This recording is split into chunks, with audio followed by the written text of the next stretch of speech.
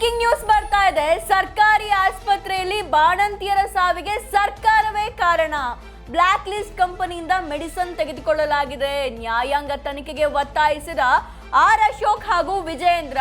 ಆಸ್ಪತ್ರೆಯಲ್ಲಿ ರೋಗಿಗಳಿಗೆ ಕಳಪೆ ಔಷಧಿ ನೀಡಲಾಗಿದೆ.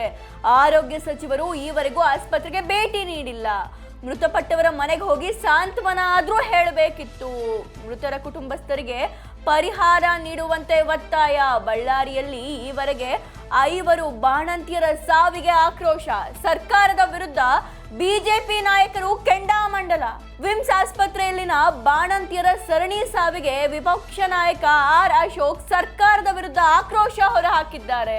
ಬಳ್ಳಾರಿ ಆಸ್ಪತ್ರೆಯಲ್ಲಿ ಬಾಣಂತಿಯರ ಸಾವಿನ ಹೊಣೆ ಹೊತ್ತು ಸಿಎಂ ರಾಜೀನಾಮೆ ಕೊಡಬೇಕು ಅಂತ ಆಗ್ರಹಿಸಿದ್ದಾರೆ.